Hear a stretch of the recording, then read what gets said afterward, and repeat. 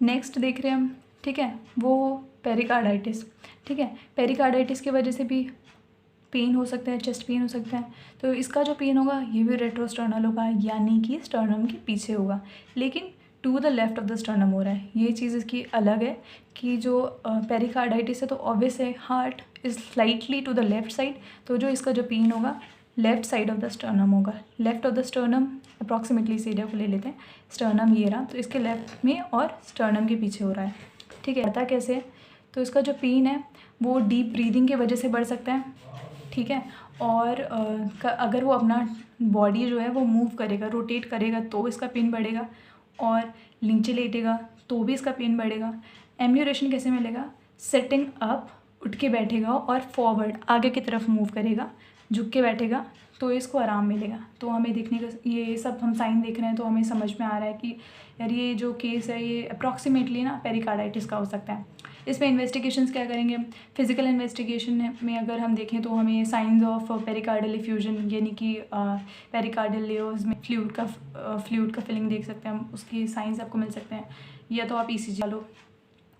ठीक है, और जो नेक्स्ट है वो है डिसेक्टिंग एन्यूरिज्म। डिसेक्टिंग मैंने आपको पहले ही बता दिया कि अगर जो है जो ब्लड वेसल्स अगर थिन है, ठीक है, ब्लड वेसल जो है अगर वो थिन है और उसमें ब्लड फ्लो हो रहा है, तो जो क्या बोलते हैं कि थिन ब्लड वेसल्स हैं, अगर उसमें ब्लड फ्लो हो रहा है तो क्या करेंगी वो ब्लड वेसल्स को क्या कर देंगी? टीयर कर देंगी, उन्हें फाड़ देंगी, तो ठीक है वो डिसेक्ट हो जाएंगी, कट जाएंगी। ठीक है, वो भी लॉन्गिट्यूडनली, तो वो डिसेक्टिंग एन्यूरिज्म ऑफ एओर्टा होगा, तो भी तो चेस्ट पेन प्रोड्यूस होगा।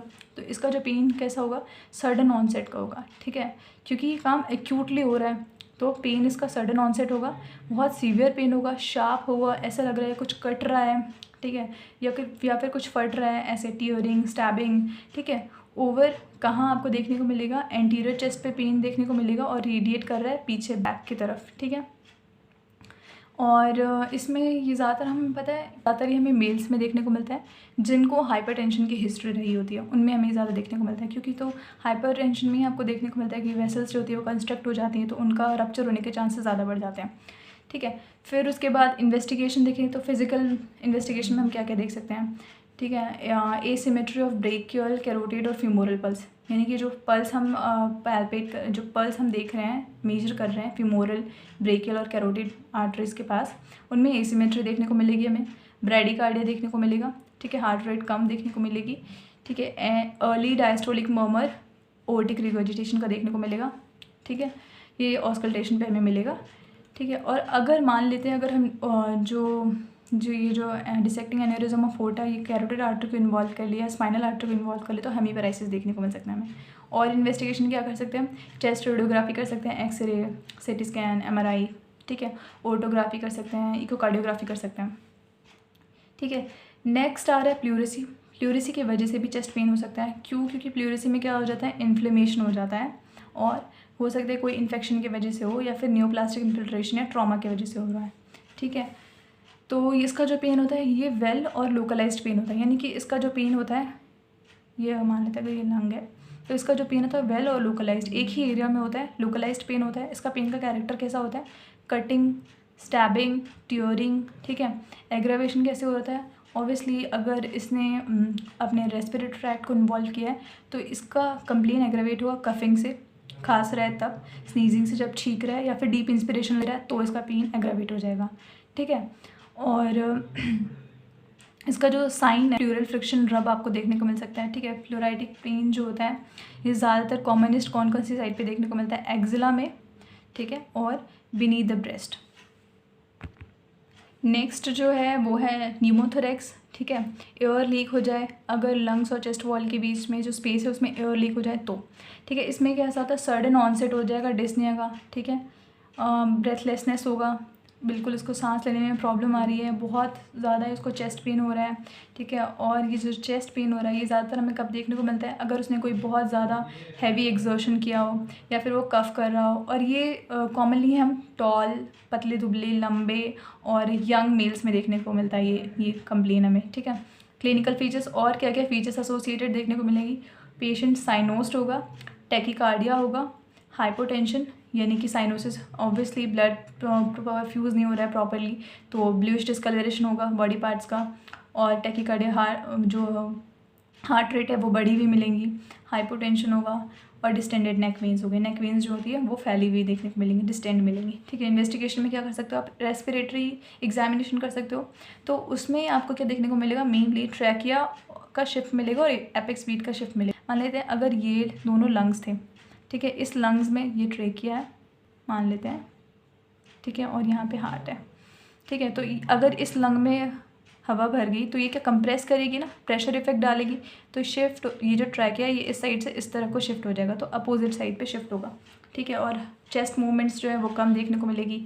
परकशन करेंगे तो हाइपर रेजोनेंस देखने को मिलेगी, ठीक है। वोकल फर्मेंटस जो होती है, जो वाइब्रेशन मिल रही होती है, हम हाथ रख करके बोलते हैं ना पेशेंट को 1 2 3 बोलो या ABC, तो जो वाइब्रेशंस नोट कर रहे होते हैं वो भी कम मिलेगी हमें, क्यों, क्योंकि उसमें हवा भर चुकी है, ठीक है। ब्रेथ साउंड्स कम मिलेंगे हमें। और इन्वेस्टिगेशन हमें करने हो तो हम चेस्ट रेडियोग्राफी करा सकते हैं, अल्ट्रासाउंड ऑफ चेस्ट कर सकते हैं, ठीक है। नेक्स्ट किस वजह से पेन हो रहा हो सकता है पल्मोनरी एम्बोलिज्म की वजह से हो जाए। जो पल्मोनरी वेसल्स होती हैं उसमें कोई ऑब्स्ट्रक्ट कर दे तो भी तो चेस्ट पेन होगा ऑब्वियसली। तो इसमें आपको क्या क्या हिस्ट्री देखने को मिल सकती है, ये ज़्यादातर किन पेशेंट्स में आपको देखने को मिलेगा, जिनका प्रोलॉन्ग इमोबिलाइजेशन यानी कि प्रोलॉन्ग वो बहुत लंबे समय से लेटे हुए हैं या फिर मतलब वो बेड रेस्ट पर हैं, तो उनमें देखने को मिल सकता है। या फिर हो सकता है उनकी भी रिसेंट कोई सर्जरी हुई हो, या वो ओरल कॉन्ट्रासेप्टिव पिल्स ले रही हो फीमेल कोई, ठीक है, या मैलिग्नेंसी कोई भी कैंसर वाली कंडीशन में आपको देखने को मिल सकता है। ये क्लिनिकल एग्जामिनेशन करेंगे तो काफ मसल्स में आपको पैरों के जो नीचे मसल्स हो रही होती हैं उनमें से देखने को मिलेगा, ठीक है। टेकिपनिया मिलेगा यानी कि जो वो बढ़ी हुई है, ठीक है। टैकीकार्डिया, हार्ट रेट भी बढ़ी हुई है।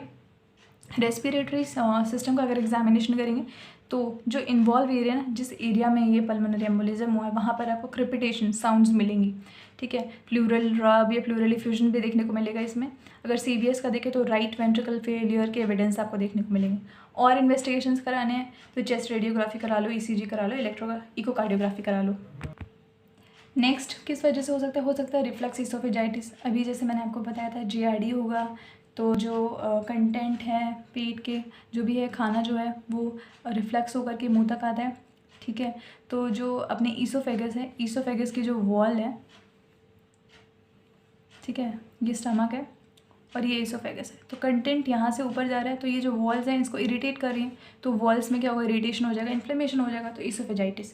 तो इसमें आपको हिस्ट्री ऑफ हार्ट बर्न देखने को मिले। हार्ट बर्न का मतलब यही हो रहा होता है, जो GRD है उसी का साइन है, ठीक है। हार्ट बर्न का मतलब ये नहीं कि हार्ट जल रहा है, ठीक है। फिर उसके बाद जो है ये पेन का जो एरिया है वो आपको स्टर्नम के पीछे देखने को मिलेगा, क्यों, ठीक है। और ये जो पेन होगा ये ज़्यादातर आपको कभी देखने को मिलेगा अगर आपने कोई बहुत हैवी मील ले लिया तो, क्योंकि आप ज़्यादा खाना खा लोगे तो ही तो फिर वो जो है रिफ्लक्स होगा फूड का, और फिर वो इरिटेशन करेगी इन्फ्लेम्ड पार्ट को, तो पेन होगा, ठीक है। ब्रॉट ऑन यानी कि किस वजह से पेन आता है, अगर आप खाना खाने के बाद बेंड करो, आगे की तरफ मुड़ो, या फिर कोई हैवी चीज़ को लिफ्ट कर रहे हो, उठा रहे हो या स्ट्रेन कर रहे हो तो पेन होता है। पेन लेटने से भी हो रहा है। एम्बुलेशन कैसे होता है, उठ के बैठने पे पेन को आराम मिल जाता है। अदर क्लिनिकल फीचर्स देखें तो जैसे मैंने भी बताया कि खाना जो है वो मुंह में आ जाता है, ये अलग और इसके क्लिनिकल फीचर्स हैं।